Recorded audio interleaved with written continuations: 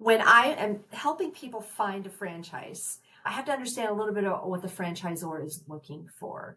Generally speaking, when they provide me with information about their franchise, they have an idea of who they want. So those young brands that maybe only have two or three units out there, they don't always know what they want.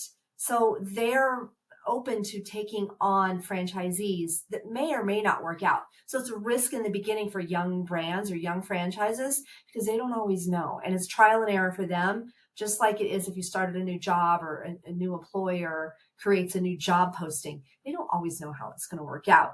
But for brands that have a long track record, like maybe in the automotive industry or senior care industry or hair care industry, that have been around maybe 40 years, they know what their ideal franchisee is going to look like. Number one on that list is, can they afford this?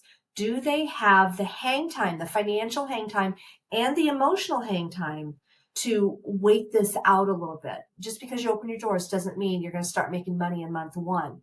It may be down the road. So when they talk about the investment level, they're padding in there with some working capital that's going to be necessary in the early stages to pay rent and payroll until the franchise can carry itself. So they're looking for people who have some of that emotional stability. They're looking for emotional IQ, financial capabilities to be able to withstand some of those ups and downs in the early stages.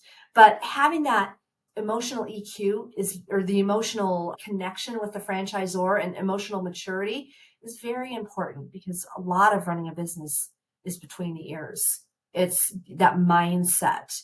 So they're looking for people who can go with that mindset and have the right mindset that they need. But they also like people who have experience in hiring employees, paying the bills, reading a P&L. Although many of that's not required, they might get training on that. They like people who bring some skills to the table that maybe from their past employment. So they look for those things. But again, it's not always required. Sometimes it's making a good connection. People like doing business with people they know, like, and trust. And that holds true for pretty much everything, including franchising.